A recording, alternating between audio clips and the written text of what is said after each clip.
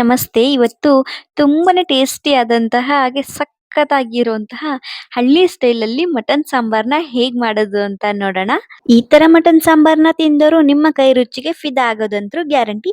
ಬನ್ನಿ ಹೇಗ್ ಮಾಡೋದು ಅಂತ ನೋಡೋಣ.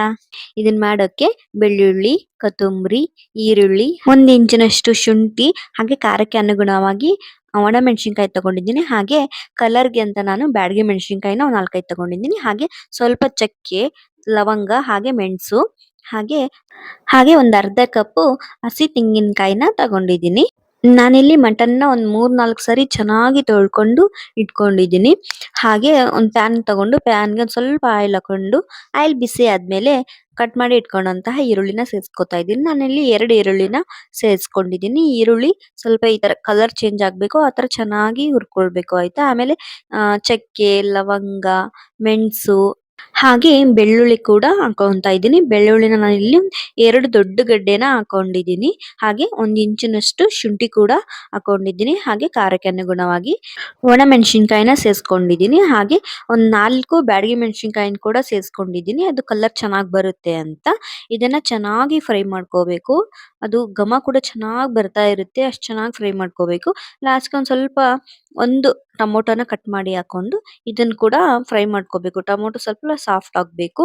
ಮತ್ತೆ ಚೆನ್ನಾಗಿ ಇದನ್ನ ಫ್ರೈ ಮಾಡ್ಕೊಂಡು, ಇದೆಲ್ಲ ಚೆನ್ನಾಗಿ ಫ್ರೈ ಆದ್ಮೇಲೆ ಇದನ್ನ ತಣ್ಣಗಾಗಕ್ಕೆ ಬಿಡ್ಬೇಕು. ಇದು ತಣ್ಣಗಾಗೋ ಅಷ್ಟರಲ್ಲಿ ನಾನು ಒಂದು ಕುಕ್ಕರ್ ಇಟ್ಬಿಟ್ಟು, ಕುಕ್ಕರ್ ಬಿಸಿ ಆದ್ಮೇಲೆ ಅದಕ್ಕೆ ಸ್ವಲ್ಪ ಆಯಿಲ್ ಹಾಕೊಂತಾ ಇದ್ದೀನಿ. ಆಯಿಲ್ ಬಿಸಿ ಆದ್ಮೇಲೆ ಅದಕ್ಕೆ ತೊಳೆದು ಇಟ್ಟಿಟ್ಕೊಂಡಂತಹ ಮಟನ್ನ ಸೇರಿಸ್ಕೊತಾ ಇದ್ದೀನಿ. ಮಟನ್ನ ನಾವು ಆಯಿಲಲ್ಲಿ ಚೆನ್ನಾಗಿ ಫ್ರೈ ಮಾಡ್ಕೋಬೇಕು.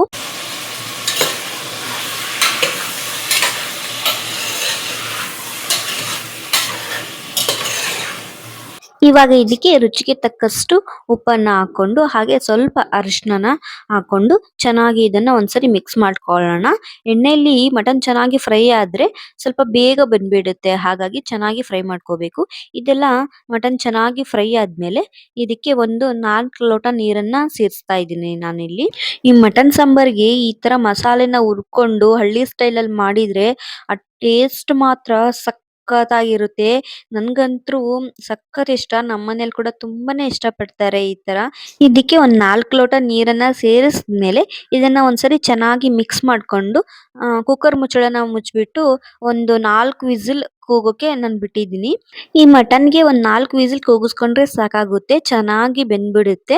ವಿಸಿಲ್ ಬರೋ ಅಷ್ಟರಲ್ಲಿ ಆಗ್ಲೇನೆ ಮಸಾಲೆಗೆ ಅಂತ ರೆಡಿ ಮಾಡಿ ಇಟ್ಕೊಂಡಿದ್ವಲ್ವಾ, ಅದು ಕೂಡ ತಣ್ಣಗಾಗಿರುತ್ತೆ. ಇವಾಗ ಅದನ್ನೆಲ್ಲ ಒಂದು ಮಿಕ್ಸಿ ಜಾರ್ಗೆ ಹಾಕೊಂತಾ ಇದ್ದೀನಿ. ಹಾಗೆ ಸ್ವಲ್ಪ ತೆಂಗಿನಕಾಯಿನ ಹಾಕೊಂತಾ ಇದ್ದೀನಿ. ಹಾಗೆ ಸ್ವಲ್ಪ ಕೊತ್ತಂಬರಿ ಸೊಪ್ಪು ಕೂಡ ಸೇರಿಸ್ಕೊಂಡು ಇದನ್ನ ಚೆನ್ನಾಗಿ ನುಣ್ಣಗೆ ರುಬ್ಕೋಬೇಕು.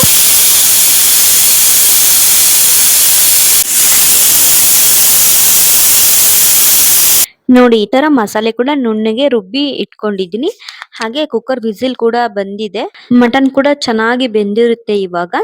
ನೋಡಿ ಕುಕ್ಕರ್ ಮುಚ್ಚಳನ ತೆಗಿತಾ ಇದ್ದೀನಿ. ಮಟನ್ ಚೆನ್ನಾಗಿ ಬೆಂದಿದೆ. ಇವಾಗ ಇದಕ್ಕೆ ರುಬ್ಬಿದ ಮಸಾಲೆ ಕೂಡ ನಾನು ಸೇರಿಸ್ಕೊಂತಾ ಇದ್ದೀನಿ. ಹಾಗೆ ಜಾರ್ಗೆ ಒಂದ್ ಸ್ವಲ್ಪ ನೀರ್ ಹಾಕೊಂಡು ಕೂಡ ಸೇರಿಸ್ಕೊಂತಾ ಇದ್ದೀನಿ. ಇವಾಗ ಇದನ್ನ ಚೆನ್ನಾಗಿ ಒಂದ್ಸರಿ ಮಿಕ್ಸ್ ಮಾಡ್ಕೊಳ್ಳೋಣ. ನಮ್ಗೆ ಮಟನ್ ಸಾಂಬಾರು ಸ್ವಲ್ಪ ತೆಳ್ಳಗ್ ಬೇಕಂದ್ರೆ ತೆಳ್ಳಗೂ ಮಾಡ್ಕೋಬಹುದು, ಸ್ವಲ್ಪ ಗಟ್ಟಿ ಬೇಕಂದ್ರೆ ಗಟ್ಟಿನೂ ಮಾಡ್ಕೋಬಹುದು. ಬಟ್ ಏನಂದ್ರೆ ಮಟನ್ ಸಾಂಬಾರು ಜಾಸ್ತಿ ಗಟ್ಟಿ ಇದ್ರೆ ಚೆನ್ನಾಗಿರಲ್ಲ. ಈ ತರ ಮೀಡಿಯಂ ಆಗಿ ಇದ್ರೆ ಸಾಕಾಗುತ್ತೆ ನಮ್ಗೆ. ನಾನು ಮಸಾಲೆ ಎಲ್ಲ ಸೇರ್ಸಿದ್ಮೇಲೆ ಒಂದು ವಿಸಿಲ್ ಕೂಗಿಸ್ಕೊಂಡಿದ್ದೀನಿ. ಬೇಡ ಅಂದ್ರೆ ಹಾಗೆ ಕೂಡ ಬೇಯಿಸ್ಕೋಬಹುದು. ನಾನು ಒಂದು ವಿಸಿಲ್ ಕೂಗಿಸ್ಕೊಂಡೆ, ಚೆನ್ನಾಗಿರುತ್ತೆ, ಬೇಗ ಆಗೋಗುತ್ತೆ ಅಂತ. ನೋಡಿ ಮಟನ್ ಚೆನ್ನಾಗಿ ಕುದಿತಾ ಇದೆ, ತುಂಬಾ ಚೆನ್ನಾಗಿ ಬಂದಿದೆ ಆಯ್ತಾ. ಟೇಸ್ಟ್ ಕೂಡ ಸಖತ್ತಾಗಿರುತ್ತೆ. ನೀವು ಕೂಡ ಒಂದ್ಸರಿ ಮನೇಲಿ ಟ್ರೈ ಮಾಡಿ ಹೇಗ್ ಬಂದಿತ್ತು ಅಂತ ಹೇಳಿ. ಈ ತರ ಪಕ್ಕ ಹಳ್ಳಿ ಸ್ಟೈಲಲ್ಲಿ ಮಟನ್ ಸಾಂಬಾರ್ ಮಾಡಿದ್ರೆ ಮತ್ತೆ ಮತ್ತೆ ಮಾಡ್ಬೇಕು ಅನ್ಸ್ತಾ ಇರುತ್ತೆ. ಅಷ್ಟು ಚೆನ್ನಾಗಿರುತ್ತೆ ಇದರ ರುಚಿ ಕೂಡ. ಹಾಗೆ ಈ ಮಟನ್ ಸಾಂಬಾರ್ನ ತಿಂದೋರ್ ಮಾತ್ರ ನಿಮ್ಮ ಕೈ ರುಚಿಗೆ ಫಿದಾ ಆಗೋದಂತೂ ಗ್ಯಾರಂಟಿ. ಈ ರೆಸಿಪಿ ನಿಮಗೆ ಇಷ್ಟ ಆಗಿದ್ರೆ ಲೈಕ್ ಮಾಡಿ, ಕಮೆಂಟ್ ಮಾಡಿ, ಹಾಗೆ ಶೇರ್ ಮಾಡಿ. ನಮ್ಮ ಚಾನಲ್ನ ಸಬ್ಸ್ಕ್ರೈಬ್ ಮಾಡೋದನ್ನ ಮರಿಬೇಡಿ. Thank you for watching.